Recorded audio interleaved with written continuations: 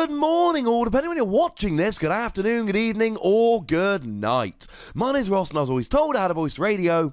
And today, we've got more rumours about Sun and Moon 7 to be looking at. Although when I say rumours, these aren't really rumours anymore. I'm going to just put that out there. I think it is absolutely fair to say at this stage that this information is being given to Japanese store owners, and Japanese store owners are leaking this information out, which is brilliant because we get this information. I told you just a day or two ago about a new SCEPTILE card, which is going to be coming in Sun and Moon 7, Celestial Storm for us, Charisma of the Wrecked Sky, I think it's called, over in Japan. And I told you that it was going to have an ability which essentially said that when any of your Pokemon have got grass energy attached to them, it would have immunity from any Ultra Beast attacks. And we did a whole video about it, basically saying that, look, Buzzwole, probably the best Pokemon in the format at the moment. Ultra Necrozma, probably the best or second best Pokemon in Japan at the moment, Buzzwole being the other one, and Naganadel looking really good in the future, so he said that was a very nice ability about which we should be getting rather excited. Well, Pokebeach.com today have gone and gotten a bit more information. Firstly, they have corroborated my information about this SCEPTILE and its ability. I told you I was very, very sure I wouldn't have posted it. Pokebeach, now there is a chance they got it from the same source that I did. I have absolutely no idea. But the fact of the matter is, now that two different people, myself and Pokebeach, have both got the information out independently of each other, I think it's very fair to assume that it is real and that it is happening. So yay! That's a very nice thing indeed. As a side note, also confirmed by Pokebeach that the SCEPTILE will be an alternate art box promo. I use the example of this Xurkitree in the video. When you buy a box in Japan, you get an alternate art promo of a card which is in the set. So yay! That's a good thing. But Pokebeach.com have actually gone further. I'll pop a link to the article in the description, though the full analysis will of course be here. And it's sounding very exciting. Now, we know from looking at the pack that we're getting Rayquaza and Stakataka, but let's face it, the pack Pokemon pretty much always come as GX Pokemon. Take, for instance, a Sun and Moon 4 packs in Japan, featuring Silvally and Guzzlord. Both came out as GXs in Crimson Invasion. And the Sun and Moon 5 packs, featuring Duskmane and Dawnwing's Necrozma, both of which came out as GXs in Ultra Prism. So it's not exactly a huge stretch to say they were going to be GXs, and actually I believe Rayquaza-GX was confirmed by chaoscards.co.uk as coming in this particular set. Well, apparently the Rayquaza-GX has an attack that accelerates energy to Rayquaza. Now, this shouldn't surprise any of you. Rayquaza accelerates energy. Look at the Rayquaza-EX, which was a promo, but it also came out in Dragons Exalted. Celestial Roar. 1 energy, discard the top 3 cards of your deck. If any of them are energy, attach them to this Pokemon. Or go back a bit further. Rayquaza-EX from EX Dragon. Spiral Growth, flip a coin until you get tails for each head. Search your discard for a basic energy and attach it to Rayquaza. Or Rayquaza-EX, which I love when I do cube drafts with Puka's Cube. It's so good. From EX Dragon Frontiers, that if you're behind on prizes, you basically have really cheap attacks. And even more recently, how about the Rayquaza from Guardians Rising that had Turbo Storm that accelerated energy to your Pokemon? Rayquaza that accelerates energy? Sounds about right to me, ladies and gentlemen. Sounds about right to me. And it also has a second attack that uses all of your energy in play. And, I mean, if it's using all of your energy, it's to do damage. So maybe it's something like Xerneas Break, which does a set amount of damage for all of your energy in play. Or actually, it's not a card I get to shout out very often in these videos, so I am going to take the chance to do so while I can. Delphox. Delphox from Fates Collide. Boom! Although that is all Pokemon in play, not just your Pokemon.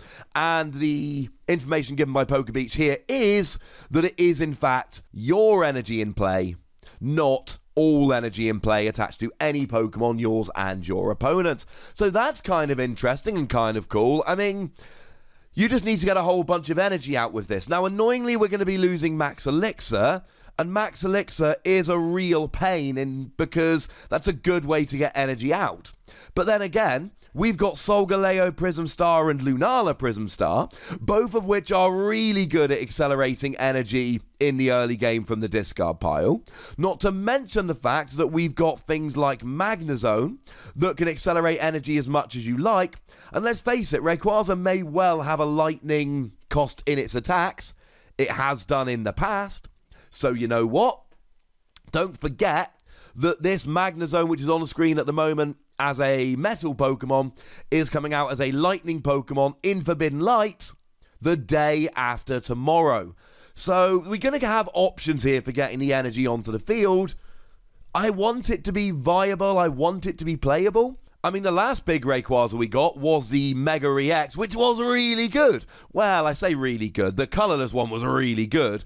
The Dragon one was, people tried to use it because it could do a lot of damage. Let's just leave it at that. Now, we also have a little bit of detail about Stakataka-GX. It's going to have an ability that reduces damage from your opponent's attacks to your Ultra Beasts.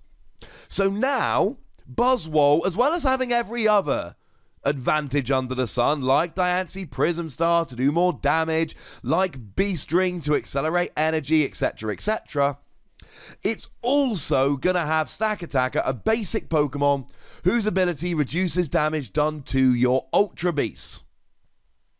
Brilliant. And that was sarcastic if you're not playing Buzzwole, and sincere if you are playing Buzzwole. Because if you are playing Buzzwole, this is in fact brilliant. It is a wonderful, wonderful thing. And it is going to really, really help your deck. I think Ultra Beasts are going to be good. I mean, I just named earlier on in the video, we've got Buzzwole, we've got Ultra Necrozma, we've got Naganadel, and actually I didn't even mention Duskmane Necrozma, which is looking really good. Ultra Beasts look like they're going to be running over the format for quite a while. So having Stakataka-GX, a basic that can sit on the bench and give you a little bit of protection, even if it's like reducing 20 damage per turn, which is what tends to happen. I mean, if you see abilities right back to my boy Donphan Prime, reducing 20 seems to be about right. Although admittedly that was to itself. Even if it's reducing 10, it's still stopping your opponent doing extra damage. That's still really, really good. And the last bit of information that we have from PokeBeach here is that there's going to be stronger common and uncommon cards than usual, which is nice. Apparently there is a supporter card that will let you choose any one card from your deck and put it into your hand. That's basically computer search, but as a supporter card. Now, will it make you discard cards from your hand? Maybe. Maybe it'll just be one card. I mean, the biggest parallel we've got here as a supporter is Skylar. Skylar lets you search for any trainer card. So a supporter that just lets you search for any one card, that's really, really good. Like, over the top, much better than we were expecting good. So I'm sure there's going to be some kind of drawback with this supporter. I don't think we're going to be lucky enough to just have a supporter that searches for any card. But then again, we would all have it. And then I'd have to say things like it can be searched out with Tapu Lele, and possibly even more importantly, we would then have a reliable way to search for special energy like double colorless. At the moment, the only way we really got to search for these special energy is Energy Lotto. Energy Lotto is far from a guaranteed way of getting these special energy. I mean, don't get me wrong, it's better than we would otherwise have, but you just look at the top 7 cards of your deck and find an energy. That's not terribly reliable. And apparently, some of the set's regular Pokemon are going to have HP as high as 220. That's a lot. I mean, at the moment, we're looking at kind of a basic, I think, non-GX basic, and correct me in the comments if I'm wrong. I think the basic, the highest we've got at the moment is Regigigas with 180. This non-GX. Stage 2, the highest we've got at the moment is Mamoswine with 180. Both of those being favourite Pokemon of mine.